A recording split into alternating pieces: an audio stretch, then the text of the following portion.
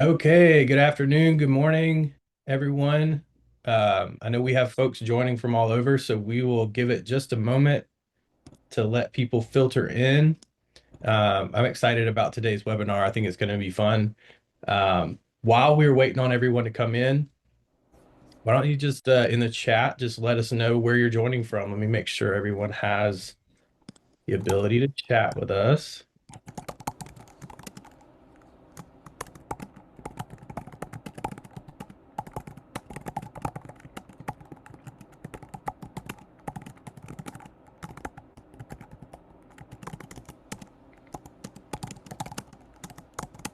Okay, hey Opal, coming from Missouri, Waterloo, Illinois.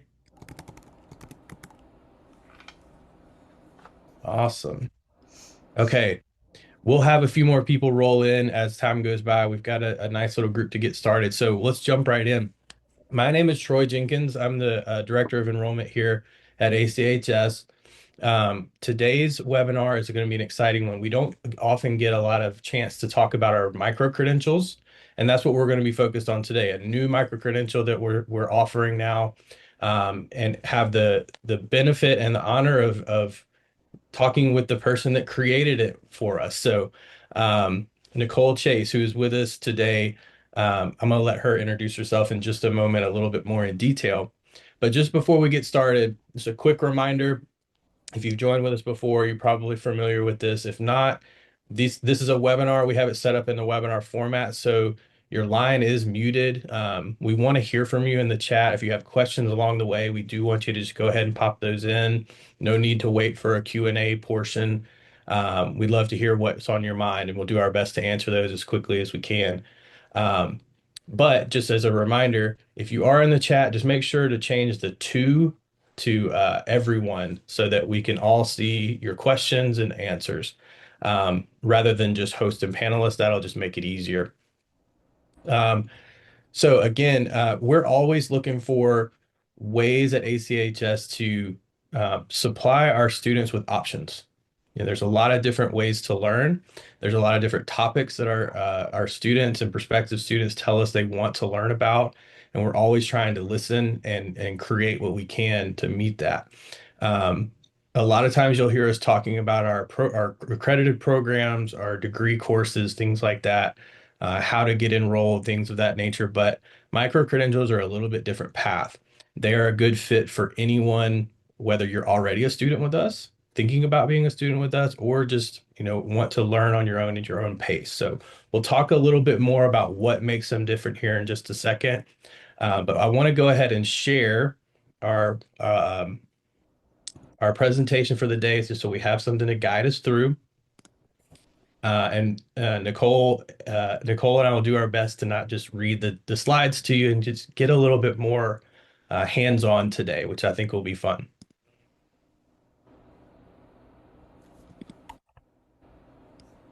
If I can just get technology to work correctly for me. Can everyone see the green slides just now? Okay, thanks. Got a thumbs up. Hey, Catherine. Okay, so this is what we're going to be doing today. We're going to meet our guest panelists today that we're so lucky to have with us today, Nicole Chase. We're going to talk a little bit again about what makes a micro-credential different from the rest of our programs. And then we're going to take sort of a deeper dive into the new micro-credential Cultivating Resilience with the expert. After we've done that and had a little time together, we'll talk a little bit about how to register for a micro-credential, because it is a little bit different than if you were to be applying for a program with us. And then if you are with us and you're wanting to do both and you wanted to go on to become a student, we'll talk a little bit about that if we have time. So, and then again, along the way, if you have questions, please feel free to pop them in the chat. So what is a micro-credential? Um, if you're familiar with our programs, the certificates, diplomas, associate's degree, bachelor's degree, all of our master's programs, grad certificates, and our doctorate, those are accredited programs that you do have to go through an admissions process to be accepted into. That requires an application, transcripts, an academic plan, a meeting with your advisor, things like that. You are applying for college in that sense. But we have such a big pull from our community for I just want to learn certain things. I want to jump in when I feel comfortable, take them at my own pace. That's what a micro credential is all about. They're short, focused programs. They generally focus on a single topic. We do have some micro-credential series that kind of cover multiple phases of the same thing, but generally they're looking at a single topic, and everything is about that. They are self-paced, meaning there's not a 15-week semester schedule for these. You can jump in at any time. You can take them as quickly or as slowly as you are comfortable with, and it's all about the passion of learning in this perspective. So, um, no need to go through the admissions process. They are not for college credit though, so not they wouldn't be applicable if you wanted to transfer into a program. You couldn't bring those credits in. This is just for personal learning.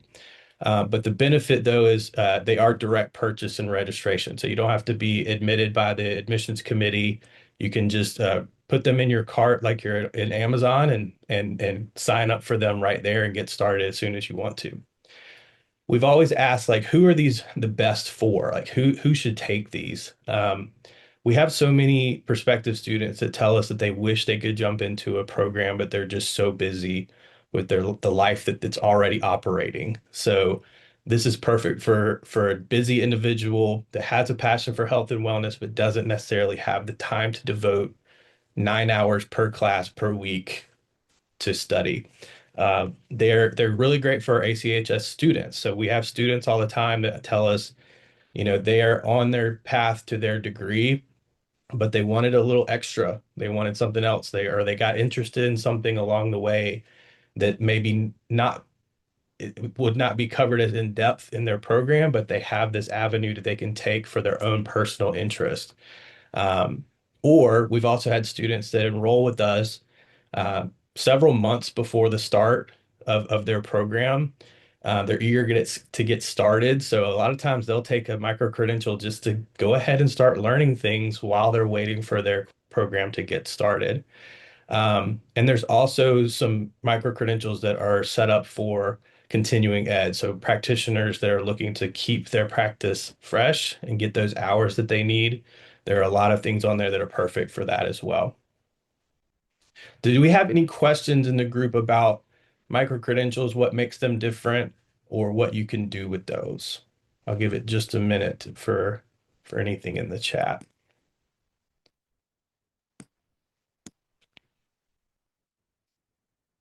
Okay, wonderful. It looks like we explained it just fine. So let's move ahead out of the little bullet points and start talking about some fun stuff. I'm going to be quiet now and let Nicole Chase introduce herself and tell us a little bit about her background and kind of how we came to know each other. Nicole, take it away. Thanks, Troy. Thanks, Troy. So, first of all, I am so thrilled to be here with all of you. I am so glad to those of you who showed up live and to those of you who are watching the recording that you are interested in this course. It is something I am very passionate about. You can see in the bullets on this slide, I'm just going to kind of highlight and expand on some of my background. I'm a contemplative educator, an artist, and a lifelong student. I'm always learning. I'm a lifelong learner. And I've had the privilege of teaching across a wide range of settings, including universities, nonprofits, retreat centers, yoga studios, and other contemplative education spaces. At the heart of all of the work that I do is this belief that healing and resilience, they aren't ideas that we just need to understand intellectually. We actually need to get into the body through embodied practice and experiences to be able to heal and to make smart choices about how we move into the future. I'm really deeply committed to trauma-informed and choice-based practice that is embodied and relevant and kind of tailored in such a way that we can move into a deep understanding from our whole selves rather than just intellectualizing or trying to talk ourselves out of it. A lot of stress and indeed trauma as well, if it elevates to trauma, it shows up inside the body. So, some of the best strategies for mitigating anything that shows up within us with stress and with trauma is to go from a bottom up perspective, which just means that we need to address the body. And when we can do practices to be in touch with our body, in harmony with our body, we can start to make sense of it. We can actually turn the focus of our attention from our rational brains into what is happening in our body, and only then are we able to move forward. So, a lot of what you will find in this course and in the work that I do is a kind of a method and tools and strategies to be able to do just that in a slow paced, kind of bite size practices that help us to retrain our brains and our bodies to be able to become more resilient and feel safe in doing that. This is the reason why I founded the Wisdom Building Method School, which is where I offer all of my programs. And I'm coming in as the founder of the Wisdom Building Method School and offering this program in partnership with ACHS. This is why I created the course Cultivating Resilience. This micro-credential course is about doing practices to reduce stress and release trauma. There will be a lot of instruction on trying to understand what this even means. So, what is stress? How does it show up? What are the myriad of different ways that it can show up in your life? What brings it on? And what is the difference between stress and trauma?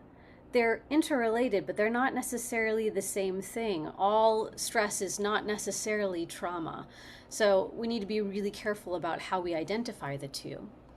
The good news is that whether it's stress or if it is more extreme and can be categorized as trauma, there are things that you can do.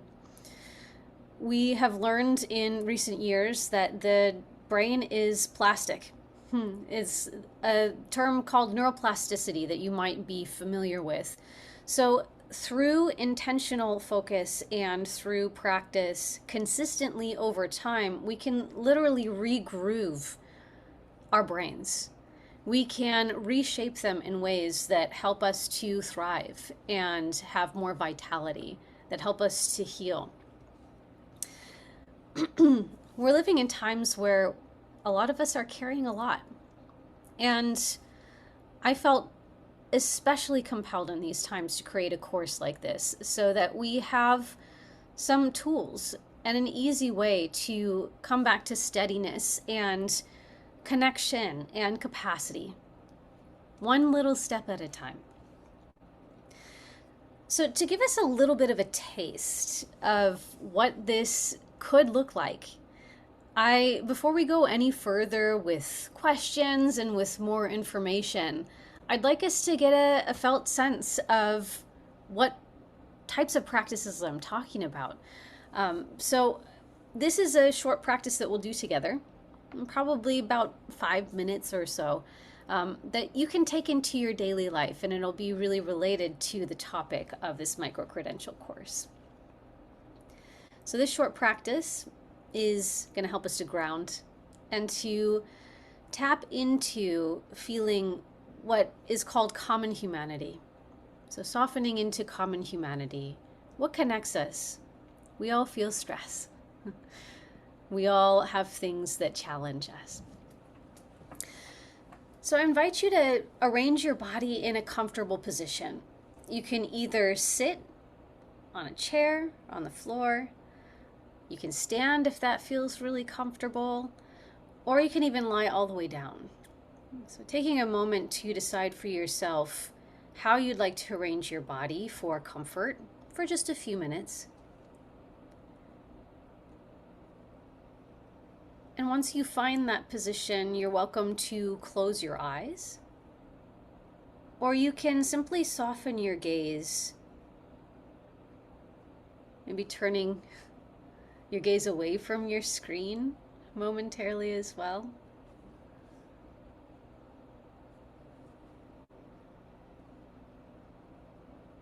as you settle in and slow down, starting to turn your attention inside, I invite you to first simply notice that you're here in this moment. Noticing the support beneath you, the chair or the floor.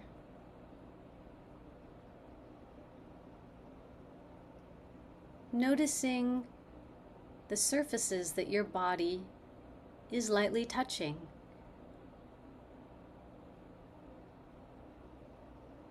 And seeing if you can allow more of your weight to be held by the chair or the floor. Coming into ease, a bit more restful.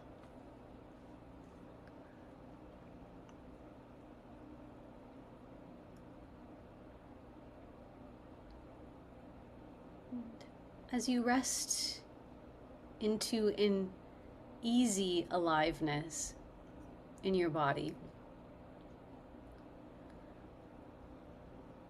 begin to feel your breath. The constant, gentle ebb and flow of breathing, moving in and out.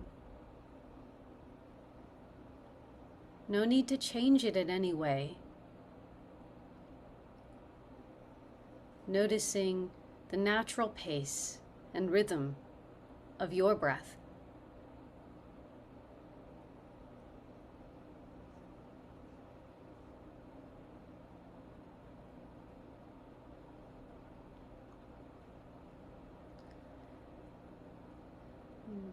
Just to aid in helping us to fully settle in,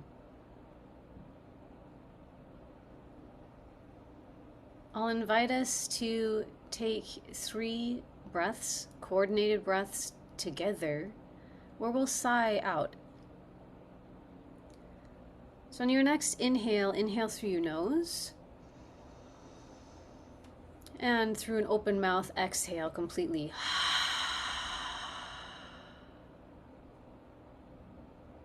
2 more like that. Inhale deeply. Open up your mouth and exhale audibly. And 1 more time. Inhale. And open up your mouth. Exhale. Coming back to your natural pace of breathing. Ease in your body. Relaxing into being.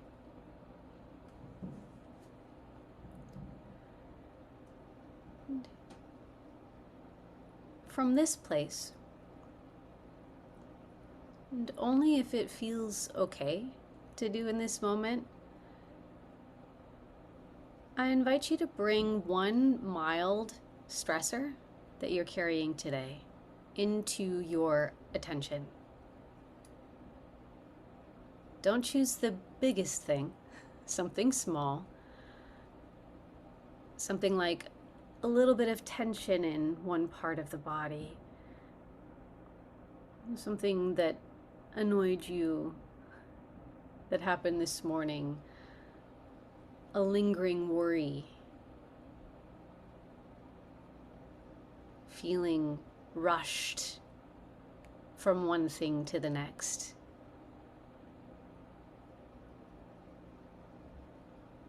Connecting with and noticing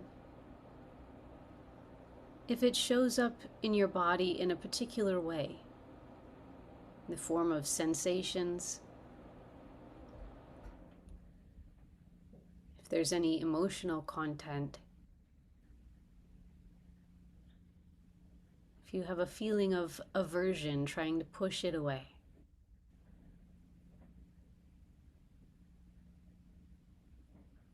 And in this noticing, say a few phrases to yourself, simply labeling can be really helpful. Saying something like, this is stress, or this is discomfort.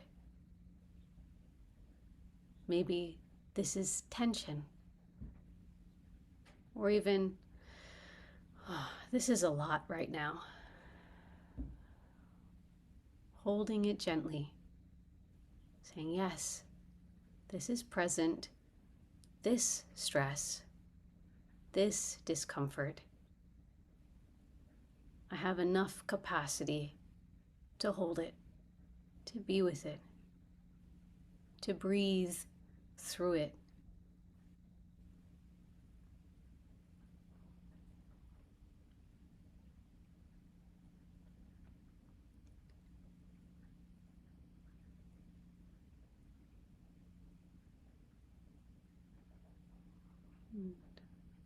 Holding this in our awareness for a few moments longer now, noticing if anything starts to shift or change, or if it stays the same. Either way is okay. What does this stressor feel like now?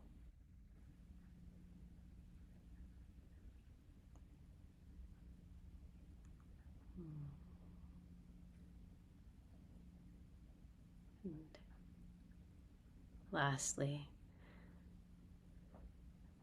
imagining the people on this webinar we've joined together. We all feel stress sometimes. We all have challenge. Our life experience brings us face to face with things that are unpredictable, that cause discomfort. So imagining the people that we're joined here with today, I invite you to offer a few phrases to experience our common humanity. Something like, I'm not the only one. I'm not alone. I'm not the only one. Other people feel this too. And this is part of being human. This is part of life. I'm not alone.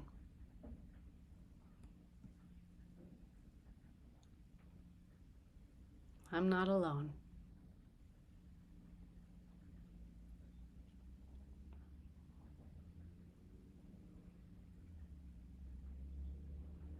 As we begin to move toward a close for this short practice, I invite you, if it feels supportive, to place your hand or both hands somewhere supportive, or you might even just place your attention in a particular area of your body.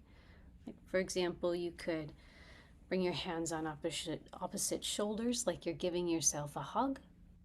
You could place hands on your heart or your belly. You could place one or both hands at the back of your neck in a soothing way. Feeling the way that you can support yourself with a kind touch and kind attention, knowing that we are doing this practice together in this community that we have formed by saying yes to this webinar. We're not alone.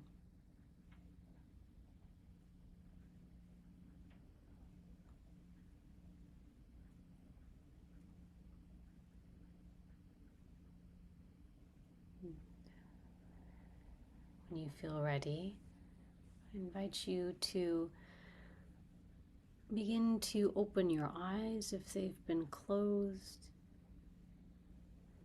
If you were lying down or in a position that you need to make your way out of, do it slowly. Introduce any stretching.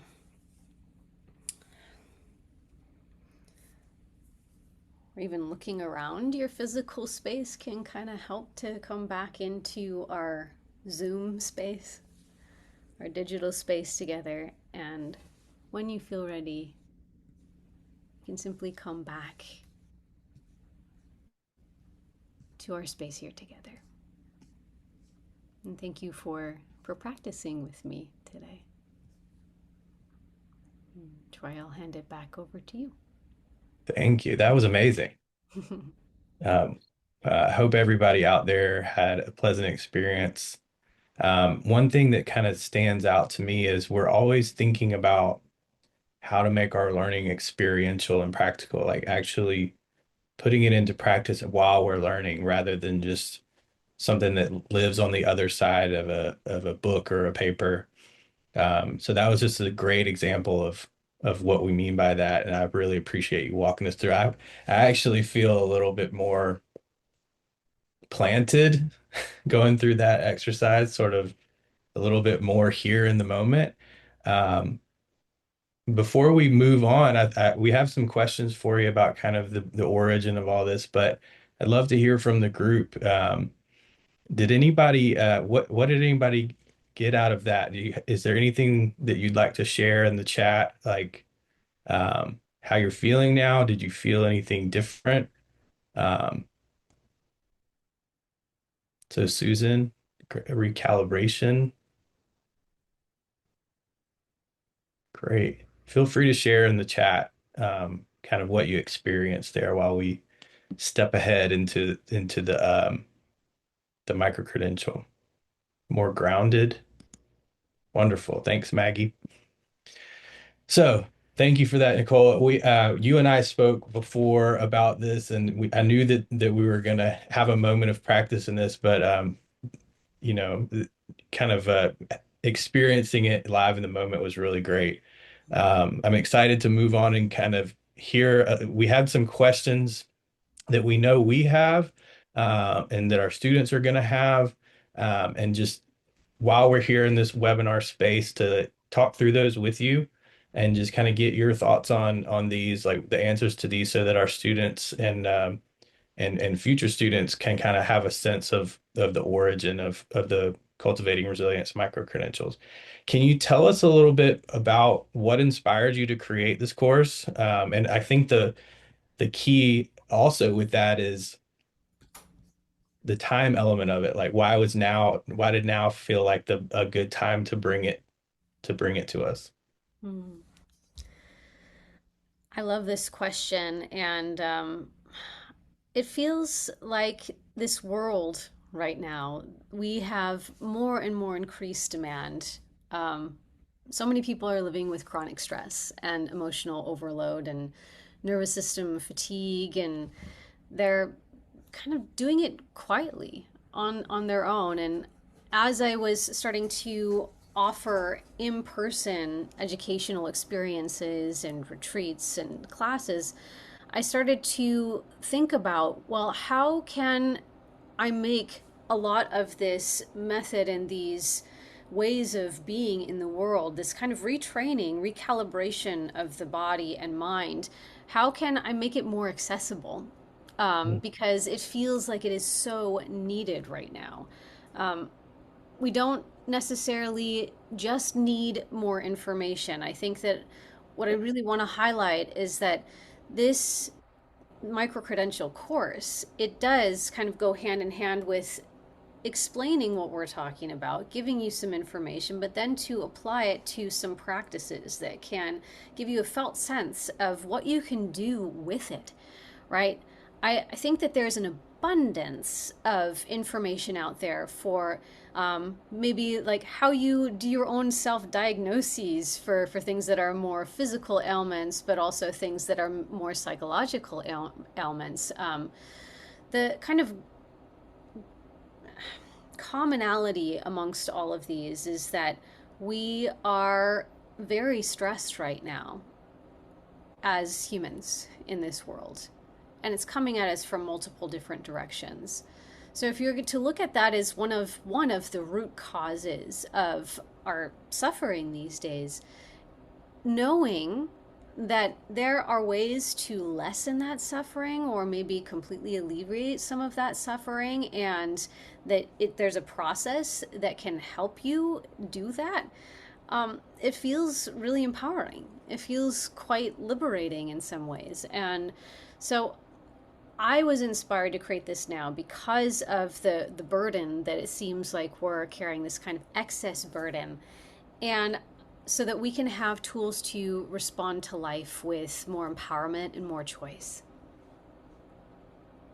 That's amazing. Thank you for that information. That I think that makes a lot of sense. I agree with you. Like we hear from students all the time in the admissions department about their lives. You know, they tell us what they're interested in when they come to us, but they also share a lot about themselves. So our advisors hear every day about the goals that they have for themselves, but also, maybe some things that are going on in their lives that are stressful. And then not just within the individual um, situations, obviously, just within the world of education, there's things that are changing almost every day. And a lot of our students reach out, not sure about what's going on, what should they do? And that just generates a lot of stress. Our continuing students, our active students, I know they reach out to their student services advisors all the time to talk about, they have a life that they're living that's already stressful, and then they have assignments due, and we do the best that we can to talk with them through that. But I really think what you're talking about and what you've put together would be so valuable, not only because it's accessible, but because it has that practical element. It's something that people can actually get in there and use. So I appreciate you kind of talking through it. I agree that just our world right now, this is something that we need. So I hope everyone will look into that. Um, this next question was interesting, and I'm interested to hear your thoughts on this. But we hear all the time, we're stressed, we just got to get through it, or you know, keep on moving and keep pushing, things like that. How would you say that resilience is different than just getting through stress? So I think that the biggest difference is the feeling of it. So resilience is not really like a grit and bear the thing, like I'm just going to kind of tough it out and tough it through. It's often how the word resilience, can get defined or interpreted. Um, at least in this course, and the way that I like to define resilience, and a lot of the kind of current research in how you build kind of more resilience as a human, kind of veers toward this way of framing resilience, which is really the ability to meet life with more flexibility, to recover more quickly. And not only, the common phrase you probably have heard is bouncing back. It's no, it's more like a bouncing forward. How do we use our life experience and even our challenges to be able to learn, to be able to grow, make sense of what we have been through as a human? We each have our own unique stories and our own life experiences. So a lot of it has to do with how do we see even challenges as growth opportunities. Part of how we can use these as growth opportunities is if we have consistent practices that we can keep on going back to, and training our mind in ways to be able to be in harmony with the body, what shows up in the form of sensations and emotions, which we tend to think of the brain and thinking as completely separate from the processes and the intelligence, and I really do mean intelligence, that we have inside of our bodies, the intelligence we have when emotions arise.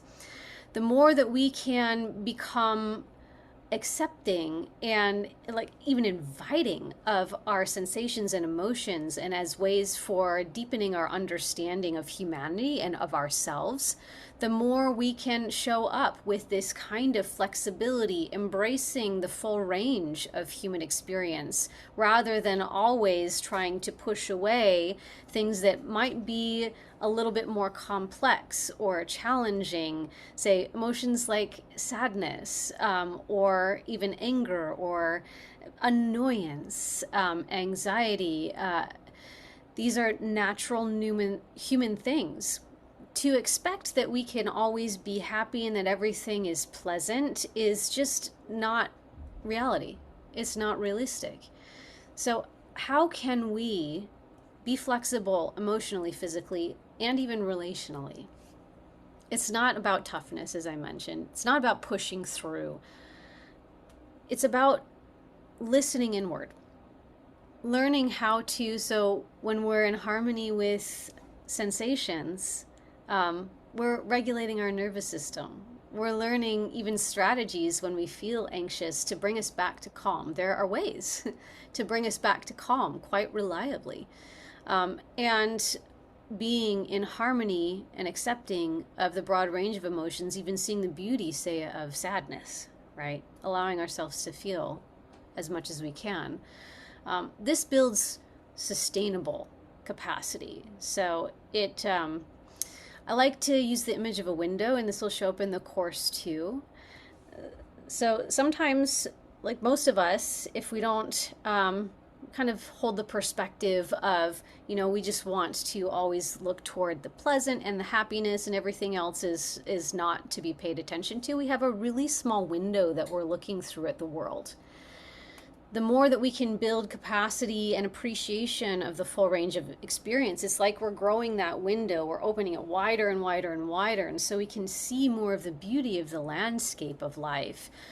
So the aim is to really widen that window so that we have that capacity and flexibility. It's great. I think a lot of us, if we're really honest, we've been either conditioned or brought up to counter to that, to, like you said, to kind of push away, to keep our head down, to focus, to push forward. And I don't think a lot of us have ever really thought about that, or even knew that we needed those tools. So, um, I think what you just described there, so many people would benefit from and could put to use in their own lives, like you said, to open that window wider. I love that imagery, and not just to look at the things we're comfortable with. So thank you for that explanation. I knew we already did a short practice together, so everybody on the call today has a little bit of a sample, if you will, of that practical knowledge. Can you tell us a little bit more about the different types of practice that students will experience in the course? Absolutely, absolutely. So it'll be a mix of different things. I come from a yoga background, which you may associate with doing poses and breathing and kind of going through a sequence of things. Yoga itself, as a tradition, it encompasses a lot of different types of practice, including breathing exercises, including, yes, meditation. It's usually connected with more Buddhist traditions, but yoga also includes types of meditation. Yoga includes reflective practices. And so I kind of draw from the wellspring of the many years that I've been studying the yoga tradition and yoga philosophy, but also as someone who is interested in the intersection of a lot of the different wisdom traditions, as well as kind of more secular or approachable ways of understanding the mechanisms behind these. So I don't approach this. I do present within this course some of the perspectives that I bring in, having studied what I've studied, but you don't necessarily need to prescribe to any of these. I just merely want to honor what I'm bringing into the formation of how I approach these types of practices. But I also collaborate with a lot of research psychologists who study the impact of stress, and in particular research the interventions within like contemplative wisdom traditions of like how you can meditate and how that reduces your stress, for example. And they have like they measure your blood so they can really tell like this has a really beneficial impact. So I tend to come into it from the perspective of like, this is actually pretty universal. Um, and I want to introduce a wide enough range of types of practices and explain what they can be useful for so that you can create your own toolkit of practices. Every practice is going to impact the individual in a different way. So, for example, one person might absolutely love doing a particular breathing exercise. Like Mhm. box breathing is something that keeps on coming up, which is, you know, inhale for 4, pause for 4, exhale for 4, pause for 4. Um, some people really love it, but I've had students that really don't like it. So, all this to say, you'll experience a mix of really short practices, including grounding, kind of like what we did today, breath work, gentle movement, mindfulness practices, understanding the senses, like tracking the senses, creative reflection. This kind of veers outside of a lot of the wisdom traditions, but the arts and creativity, experiencing awe, also, these are very beneficial practices for our health and for stress reduction. So, I want to present all of it so that you can have a sampling of different types of practices and in real time assess what helps you to come into out of this kind of threat or anxious or even kind of sad place, like how we lift ourselves out of where we're stuck to come to Mhm. a place of greater safety, steadiness, and connection. Um, I really want to instill in everyone through these practices that we can find tools to work with our stressors, to work with the things that challenge us. And it takes a little bit of trying a lot of different things and in different ways. Well, that makes a lot of sense. I love how you're presenting this as, that there are multiple there are multiple avenues to explore here, and one thing might not work for everyone, but you're bringing a lot of those tools to the table, so that people are aware of what they are and maybe can find what works for them. And then we have so many students that not only are interested in this for their own health and wellness, but they also want to be able to help those around them, their Mhm. family, their friends, and maybe they know something or they learn something from this that maybe not is what they will carry forward, but they know someone that would resonate with it. So I love how you've kind of thought through that. And also you mentioned in there the research and the evidence-based elements that go along with this. So such a great balance, that you're bringing to this. So um, when we met a little while back, you mentioned the tree of practices. Does that factor in here? Can you tell us a little bit about what you mean by that, and um, how does that go towards personalization? Yes.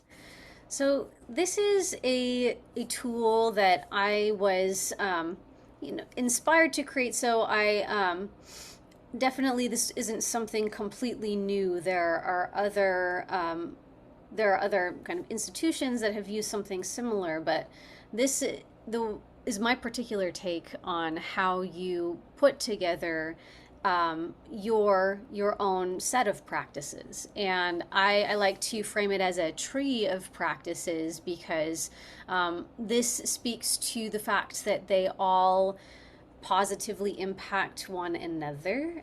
It's not just one practice for all of time. These things can change, can shift and grow. That more having more than one practice and for different reasons is actually extremely beneficial. So you'll have a worksheet called Tree of Practices that guides you through how you determine and fill in your tree of practices with the practices that you discover really work well for you and for what reasons. Um, this forms your ecosystem of wellness, of this ecosystem of practice that brings about wellness, that brings about ease. And I separate it into three main categories because I think that we can easily get into the trap of thinking that all of this practice is supposed to calm us and soothe us, and we always need to be in that calm place. It's not true. Sometimes what we need actually are practices that energize us. If we have low energy, if we're feeling even depressed, like kind of the full end of the spectrum there, sometimes there are practices that can help to lift us up out of it and to give us more energy, more vitality. So we have energizing practices. We have these calming practices. So we do have that end of the spectrum. Those are really helpful, and especially in these times where we can feel quite anxious. It's very, it's everywhere right now. Everybody has some degree of anxiety, and stress tends to make us anxious. And so we have practices that help to calm. Um, we also have practices that you can choose from and plug into the tree of practices that are more balancing, right? Maybe when you're not really at one extreme or the other, or maybe you feel kind of the energy of both, where you feel pulled in opposite directions. Perhaps you've experienced this. I certainly have many times in my life where you feel like you have low energy, and you also feel a little bit of that kind of frenetic, um, anxious energy inside still, somewhere in your body. So you have both are present at the same time. What do you need in that instance? You need to find more balance. So we'll have those three different categories, and it's a worksheet and a tool for you to be able to plug in and then, like, maybe even put up on a wall as a reminder of your go-to tools that can help you to be a thriving ecosystem within yourself. That's great. I love the multi-dimensionality of that.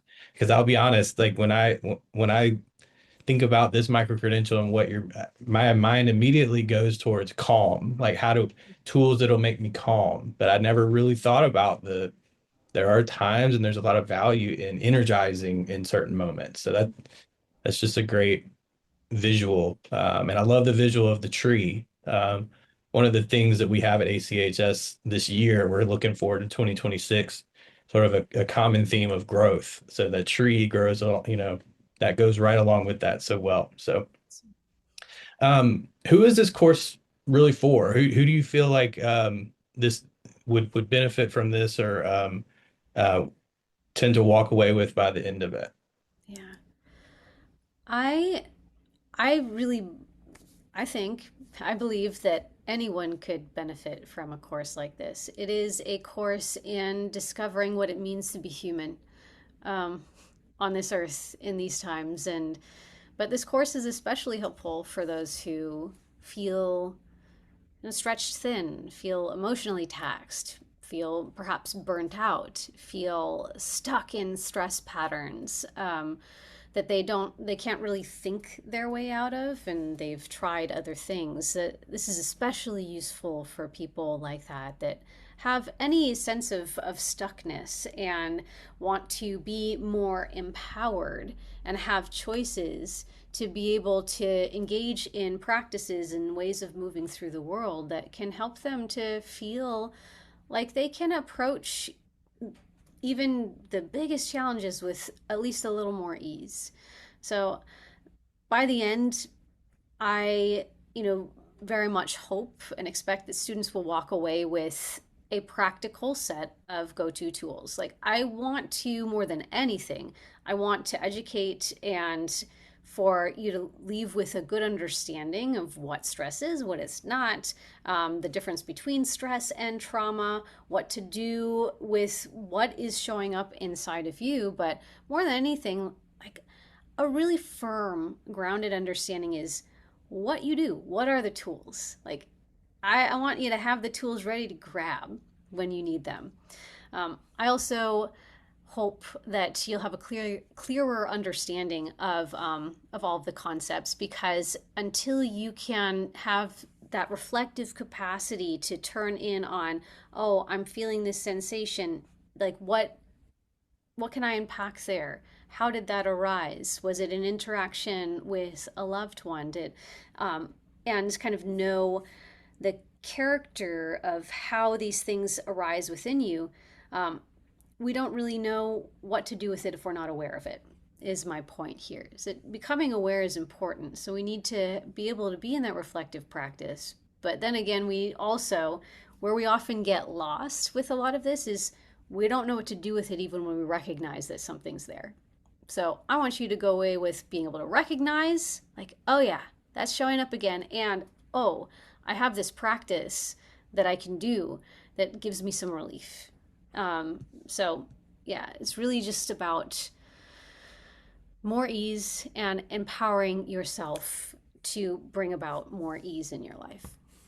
That's great. And I think you've sort of touched on our last question here, but I think pushing further, so we know kind of what we hope they walk away with and who is it for. But this last question of how do you hope they feel differently Mm-hmm. once they've completed the course? Yeah. I I hope that you feel more at home in yourself, that you can experience a little bit more self-compassion, that you feel more steady. There's an acronym that I use in the course that you'll see show up, and the acronym is SAFE. And this is a good protocol to use whether you're working with a very mild stressor or all the way to trauma, something that could categorize as trauma. So the first step for us to feel more at home in ourselves is to know what is needed, the conditions that are needed for us to have some sense of a feeling of safety, right? So how do we find environments that promote a feeling of safety? This allows us the opportunity to be more adaptable with the full range of what comes at us in our lives. So, safety and adaptability. A big way that we are able to sustain this feeling of safety and adaptability with the full range of human experience is through fellowship, is through seeking out relationships that are nourishing to us. And the E stands for empowerment. So all of this comes together for us to be more confident, steady, and empowered in ourselves so that we can breathe, pause, and choose how we move forward rather than just reacting. Um, I just hope that you trust yourself more, that you know what can help you and can help you to move forward in your path in this life and really be able to use your talents and your voice for whatever it is you want to do with this one beautiful life. Well said, well said. And thank you for walking through all of that. I think those of us on the call today, and even those that'll see this recording later, I think that'll resonate so well. And not only because of our world, but just, the community of learners that we have here, um, how that will speak to them, I think will be so powerful. And I really appreciate what you're bringing to ACHS and the offerings we have here. Mm-hmm. Um, I'm looking at the participant list. I see some names that I recognize from students, but also some names I don't recognize. So there might be some folks out there that are not students with us or maybe thinking about it. You're welcome to have questions come in the chat for a little bit longer. We'll try to field those, but as we know, sometimes questions come later. If you have questions that do come up about the micro-credential itself, we have Nicole's direct email here, and she's graciously agreed to just take those questions directly, which I think is just so wonderful to have that immediate access. If there are questions about more of how to do it, the micro-credential registration part of it, other programs, things like that, you can also reach out to admissions, and we will do our best to answer your questions, or maybe we'll consult with Nicole and get back with you. But there is a request for information link there as well. Does the course guide you at all on how to apply within a clinical practice? Is a question we have from the That's group. a great question. I think that that would be a wonderful part two, like an addition to this course. It doesn't specifically talk to how you apply it in a clinical practice, although there are a lot of worksheets and tips and tools that could easily be adapted to be used in clinical practice. So, for example, you could even use verbatim a lot of the guided practices and take them to use with clients. And a lot of if you're in clinical work, you'll understand what I mean when I say psychoeducation. So, a lot of the components of the written portions and even audio portions leading up to the practices is a lot about how you can effectively educate people about their psychology and what is showing up. And so those also could be easily adapted for that. There isn't any specific instruction on if you are a clinical psychologist, for example, or if you're a psychiatrist, here's how you apply it to your practice for different types of populations. But I do think that that would be a wonderful addition, and there will be tools in here that will be you can use in your context. That's exciting. Exciting to think about it, maybe a part two in the future. Opal, I see your question as well. Is there a promo code for current ACHS students? I believe so. I will need to look into that, and I've written your name down. I'll follow back up with you on that shortly after the we close today. Um, I did want to move on a little bit. Uh, Again, I see some students on here today, so you're probably very familiar with how to register for our program, our accredited programs, but maybe not so familiar with the micro credentials because it is a little different. It's very easy to do, but it's at a different site. So I wanted to put a slide in here so that, and you'll get this deck after we'll send it out to everyone, whether you're on with us today or whether you registered and weren't able to make it. Um, it's a little bit different website. It's learn.achs.edu. So if you haven't visited that before, I would encourage you to go look there. There is a world of micro credentials out there. Nicole's micro credential Cultivating Resilience is already on there. It'll be one of the newer ones, but we've been creating these for some time. There's a whole range of what they apply to, a way to search through them. Some are related to business, some are related to aromatherapy, herbal medicine, flower essences, things like that. So take a look around.